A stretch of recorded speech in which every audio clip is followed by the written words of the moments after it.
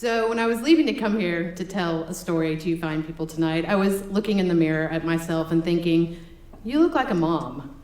Because I've got this short, stylish-ish haircut that does well with vomit in it, combs right out, not an issue. I had on nice makeup, but it's understated, I look my age. Understated jewelry. I look like a mom, and I'm okay with that because I am a mom. I have 4 kids, so I feel like I'm doing pretty good for 4 kids.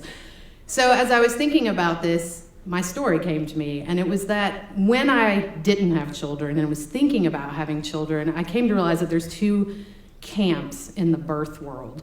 There's the birth with dolphins and fairies and Inya in a pool. And there's the get the baby out of me by any means necessary, I don't care camp, okay? So I fell squarely into the former camp. I was a dolphins, Inya, had a playlist picked out.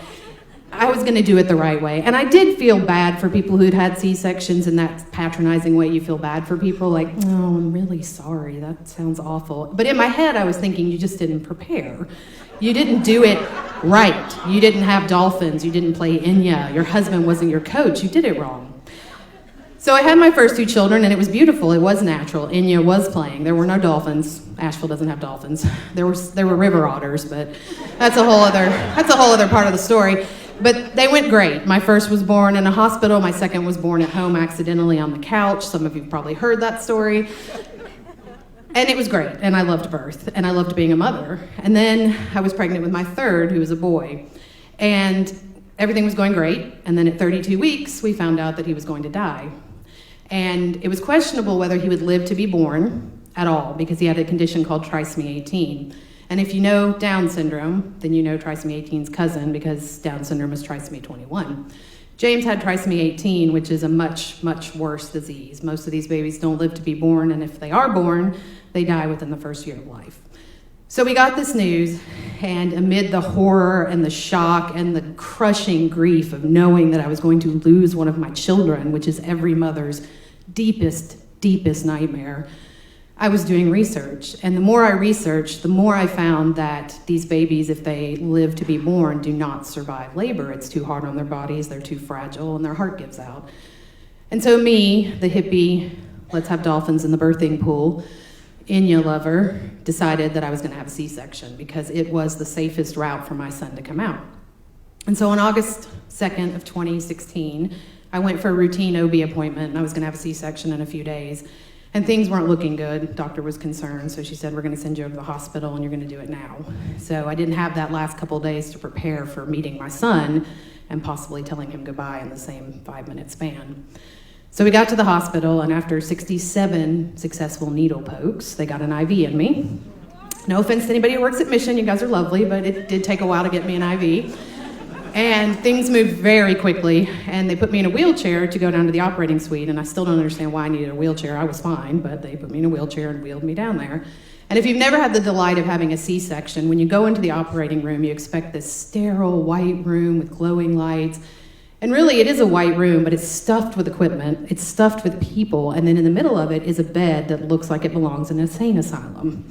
If you haven't seen it, it's about the size of a 00 supermodel. It's got arms stretched out to the side, which they used to strap you down. They don't do that anymore because it's not PC. But they used to strap you down. So they put me on that. They make me bend over. They take an inch-long needle and stick it in my back, which is an amazingly pleasant experience.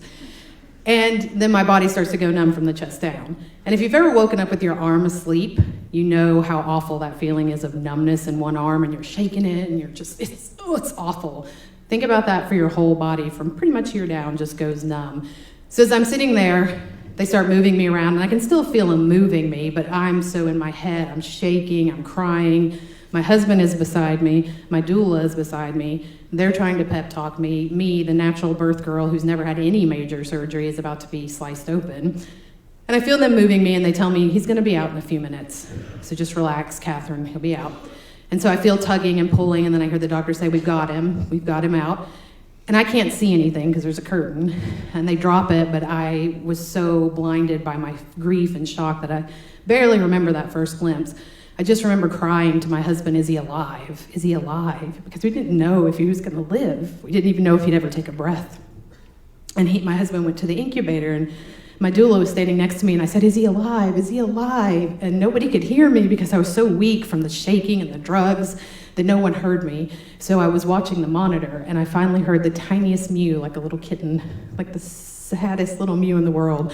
And they were counting his heartbeat, and we knew that he was alive, which we didn't expect. And so they wrapped him up, and they brought him, and they put him right on my chest. And he was purple. His color was very bad.